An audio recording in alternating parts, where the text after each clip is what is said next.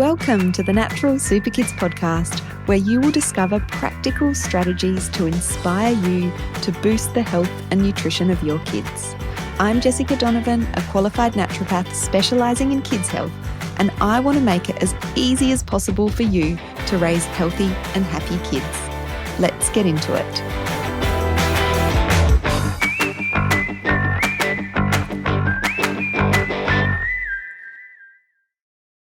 Hello, everybody, and welcome back to the podcast. Jessica Donovan here, and today we are continuing our conversation around environmental allergies and talking today about hay fever and pollens and grasses specifically. So last week, if you missed it, we started this series and we focused on dust mites and the treatment, the naturopathic approach to treating allergy, whether it's dust mites, whether it's pollens and grasses, and we're going to be covering some other common environmental allergies on the podcast over the next couple of weeks as well, is essentially the same. What really differs is the part where we're focusing on reducing exposure to whatever the offending allergen is, whether it's pollens and grasses, whether it's dust mites, or whether it's something else. So if you missed last week's episodes and you're interested to know more about dust mite allergy and how to reduce your child's or your own exposure, then make sure you go back and listen to that. So in today's episode, I want to start with a story because I am still intrigued by this that happened to me. So I have never, ever been a hay fever sufferer. I wasn't an allergic kid. Never even had any sort of hay fever symptoms until in my 20s, I went traveling, backpacking around the world, and my now husband and I were camping in California in this big grass patch. And all of a sudden, I knew what hay fever felt like, and it was awful because we were camping. I couldn't escape from it, and we were kind of in the middle of nowhere. There was no sort of access to medication. We didn't have a car, all of that sort of thing. So I experienced what I now know is an allergy to a particular grass in that area. Well, I'm pretty sure that's what it was, because I got really intense symptoms there and then. And I just remember laying in my tent with a sort of cold flannel across my head, and just, wishing that these symptoms would go away because I was so itchy. I was so congested. I was sneezing, and there's no way I could escape this exposure to this particular grass that I was having a reaction to. And the really interesting thing is, ever since that, I have experienced mild hay fever symptoms in hay fever season. So every year now, and it sort of ebbs and flows in terms of the degree, but it's never been that intense again. But sort of late spring, early summer, end of November, sort of December time, I usually get some hay fever symptoms that I can now manage naturally with some herbs.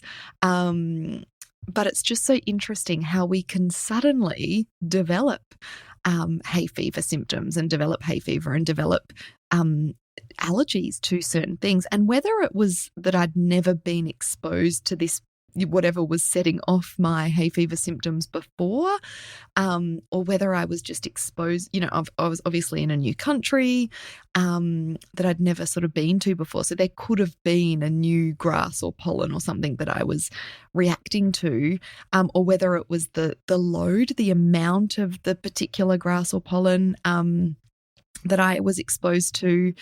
And the reason that I think that it's a grass is because of the time in my particular area where I live, South Australia. The grass pollens are more abundant towards the end of spring, early summer, and the pollens are more around, earlier in the spring. So that's kind of how I'm determining that I think it was a grass. The other little hint that I have is I sourced this homeopathic remedy once from a little homeopathic shop that no longer exists, and it was a grass allergy homeopathic, and I was experiencing some symptoms at the time, and it worked so well. And it was a combination of grasses in there that got rid of my allergy. And for anyone who knows anything about homeopathics, the idea or the theory, the philosophy behind homeopathics is that like cures like. So if you take a homeopathic remedy that includes grasses and it works for you, that means that that is what you're sort of reacting to, because a particular substance in homeopathic form cures what the symptoms of that particular substance in its whole form create in a certain person. It is mind-blowing, homeopathics.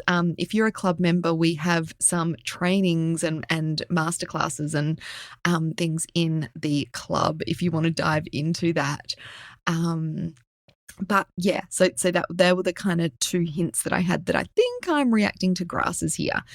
And I've never been able to kind of completely make these symptoms go away. So every spring now I have these symptoms, and we are talking like 20 years later now. So it's just so interesting how suddenly we can develop an allergy for something. And so let's talk about hay fever, because last week, as I said, we talked about dust mites, and they're very similar in terms of the symptoms that pollens and grasses and dust mites will create or lead to in a person who is sensitive or allergic to them.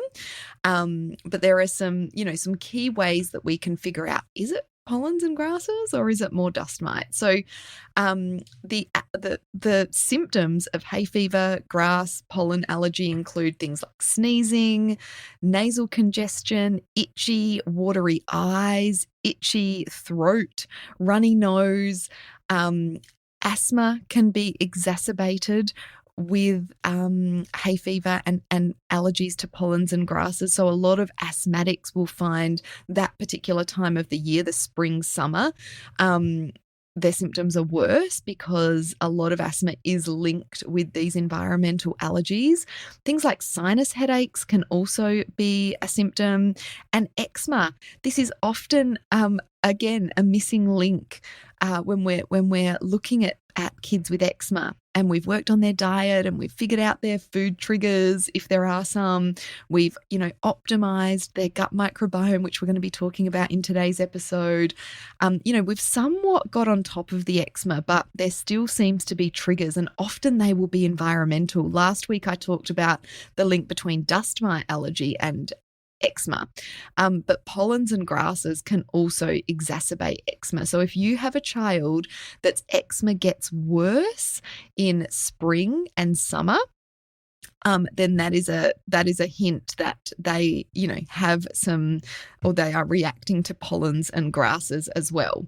So unlike with dust mite allergy, where symptoms are generally sort of year long, the symptoms of pollen and grass allergy and hay fever are much more common in spring and early summer, and symptoms often improve with rain. So it can rain and then suddenly your hay fever symptoms are gone. And that's, obviously to do with the grass and pollen, the amount of these things that are in the air, that the rain sort of brings them down and makes them, reduces that load that we are breathing in.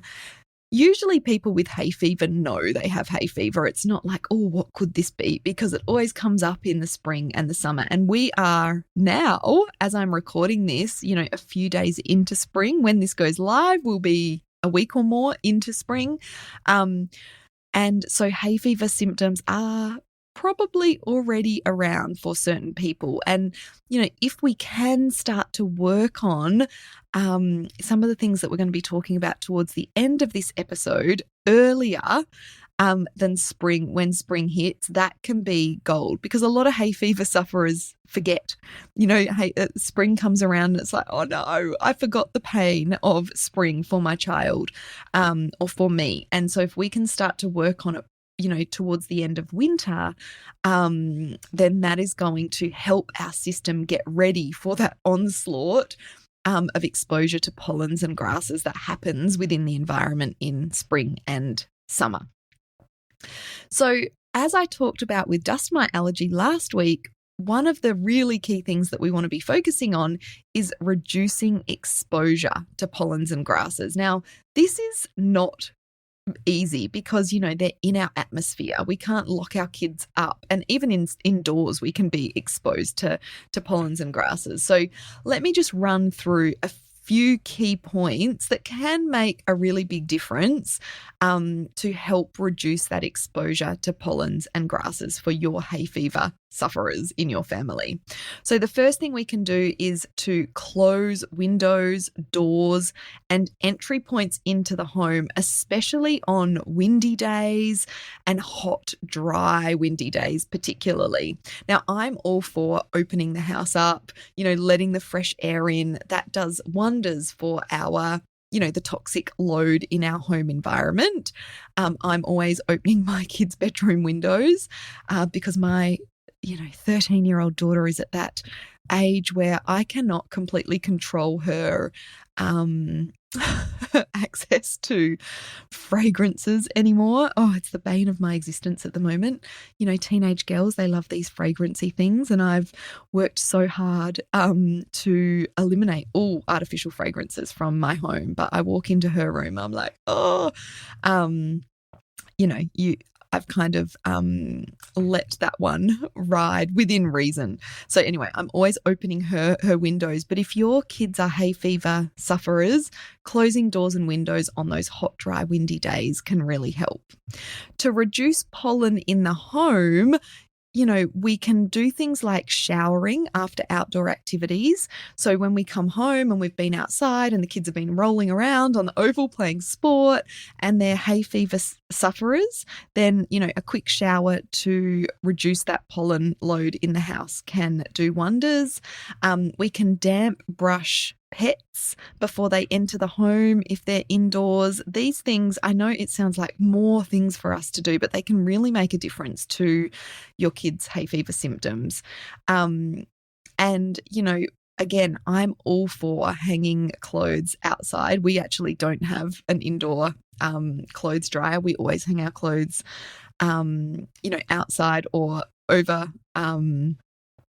clothes racks indoors, but drying clothes inside can really help because when we're hanging our washing outside like we tend to do, as soon as the spring weather hits and, they're going to dry within a day, then they can pick up pollens and grasses within the environment. And then our kids are wearing those and their hay fever symptoms can be worse. So you don't have to use a tumble dryer or a clothes dryer, but drying clothes inside, if your kids' hay fever symptoms are quite bad, can make a difference. Pollens and grasses tend to be at their highest in the environment early in the morning. So staying indoors and not going out to exercise in the early morning in spring or summer can make a difference to hay fever sufferers. The other thing we can do is wear glasses, sunglasses or regular glasses that wrap around our eyes. So that sort of protects our eyes. I mean, we think about the fact that we've got limited control over, the plants and the trees and things within our children's environment. And that is somewhat true. But if you're thinking of redoing your garden, or if you really want to get on top of hay fever symptoms, you do have control over what you're doing in your garden. And so we can plant a low allergy garden. And the great thing about a low allergy garden is that Australian Indigenous plants are low allergy. So we can look at planting more Australian Indigenous plants in our garden so our kids are not exposed to as many of these allergenic sort of pollens and grasses. And if we want to sort of take that extra step, we can have an air filter, maybe even if it's just in our child's bedroom or in the main living room, that is fitted with a HEPA, HEPA, and carbon filter. That can be really helpful for allergy sufferers. It is a bit of a cost, so you're probably not going to take this step unless hay fever symptoms are quite severe, but I did want to mention that. Popping the air conditioning on inside can help too. but it can make symptoms worse if the air conditioner is not well maintained, and it might, be carrying pollens and grasses within the filters and that sort of thing. So making sure your air conditioning units are well maintained and the filters are cleaned regularly if you have a hay fever sufferer in your family. So these things are not going to completely negate or get rid of any sort of exposure to pollens and grasses. But, if we add all of those things up, then they can really make a difference. So they're my tips on reducing exposure, which is really hard with pollens and grasses because we can't control, what our neighbours plant in their gardens, for example. We can't control the plants and the exposure that our kids are getting at school or the care that they're going to. But what we've got to focus on the things that we can do, or I'm all for, looking at the things that we can do, and hopefully that has helped give you some ideas. Now, the other, I'm moving on to what we can do for our hay fever sufferers. Now, whenever we're talking about allergies, whether it's pollen grass allergies like we're talking about today, whether it's food allergies, whether it's dust mite allergies, whether it's allergies to pets, and other things we can have allergies to, the first thing we want to be thinking about is the gut, and particularly the gut microbiome diversity. So we want to be promoting lots of different diverse strains of bacteria within our kids' gut microbiome. And if you've been listening to this podcast for any length of time, you know that I talk about this in lots of aspects when it comes to our kids' immune systems, when it comes to our kids' mood and sleep and behavior, when it comes to things like eczema. Microbiome diversity is so important for so many reasons. So it's one thing that we can be focusing on for our overall, our kids' overall well-being. And so I do want to say there are particular or specific strains of probiotic supplements that can work so well for hay fever sufferers. It really does depend, though, on your child's overall kind of health picture. So it's not like, this particular probiotic is really good for hay fever sufferers. It really depends on, what they're reacting to and the bigger picture of their health. Do they have eczema as well? Do they have constipation or other digestive symptoms? What's their diet like? All of those things. But I just want to let you know that there are strains, particular specific strains of probiotics that can benefit the immune system by regulating it and making it less reactive to substances that it shouldn't be reacting to, like pollens and grasses. So if you're interested in finding out more about these specific strains of probiotics, what I'd recommend is that you book in with one of our practitioners, even if it's just for an express consultation, so we can have a quick chat and determine which of these probiotics is going to be best for you. And in one of these express consultations, we can set you up with how to order these supplements as well, because many of them are practitioner only, so you can only get them through practitioners. So head on over to our website the book a consultation area to find out more about that. But when it comes to microbiome diversity, the big picture things that we can do are help our kids be exposed to lots of beneficial bacteria. And one really key way to do that is to get them to spend more time outside, encourage them to spend more time outside. Now, I know this sounds like I'm kind of contradicting myself here, because when we are in the height of hay fever season and there are lots of pollens and grasses around, yes, to minimize those symptoms, we might want to reduce our kids' outdoor time because, it's too painful for them or they get too many symptoms when they're outside. But as a general kind of bigger picture thing, spending more time outside really helps to benefit our kids' microbiome diversity and their allergy tolerance. So think about that, and then including more gut-friendly foods or microbiome-friendly foods in the diet. Fermented foods, prebiotic fibers, that come in the forms of vegetables and oats and rye and cooked and cooled pasta and rice and potato. These are all really good sources of prebiotic fibers that feed the good bacteria within the gut microbiome. So these things can all be really great for hay fever symptoms. They are more of a long-term approach. You're not going to get, instant reduction in hay fever symptoms by feeding your kids fermented foods or giving them oats for breakfast, of course. But, we'll talk about some more of that symptomatic approach in a moment. But as always, with naturopathic philosophy and naturopathic medicine, we're always looking at the underlying cause and those foundational things that can improve symptoms over time. So gut microbiome is very important, and I'll pop a link to our gut health ebook in the show notes to make sure that you've got all the information you need about improving your child's gut microbiome diversity. It's a free ebook, really easy to follow and read. So I'd recommend looking at that for more information on microbiome diversity. And the other thing that's really important when it comes to strengthening our kids' allergy tolerance is vitamin D. So vitamin D is essential for immune regulation. It improves allergy tolerance, and it also helps to improve microbiome diversity. So it's a win-win-win. Vitamin D is obviously the sunshine nutrient. So again, looking at the big picture, the year-round picture, we want to be getting our kids outside more for that vitamin D exposure. Some kids really benefit from vitamin D supplements, but again, I would recommend talking to a practitioner to see whether that is warranted for your child. And then when it comes to symptomatic relief and, sharing my story earlier, I love these, herbs to offer that symptomatic relief. My favorite is Albizia, ALBIZZIA.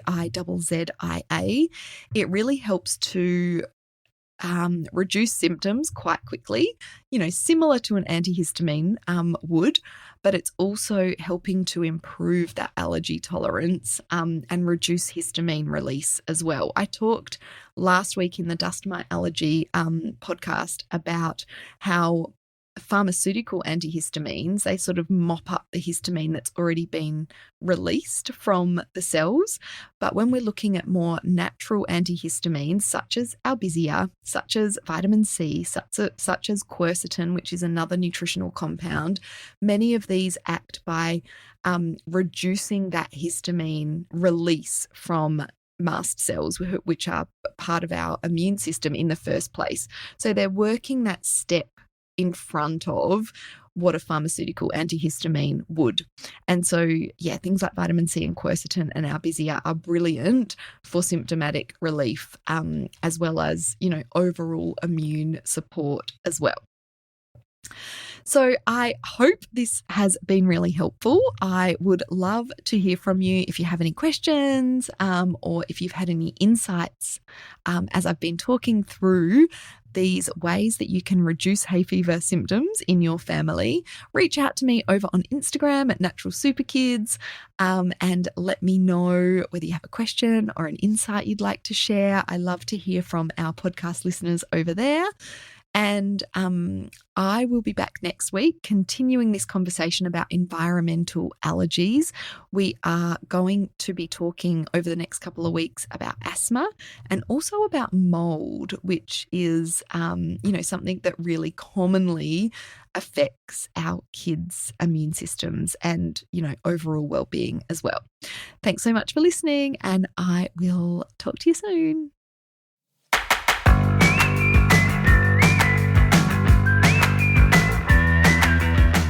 Thank you so much for joining me on the podcast today. Head on over to our website, naturalsuperkids.com, for the show notes for this episode, as well as a whole heap of inspiration to help you raise healthy and happy kids. I'll see you next week.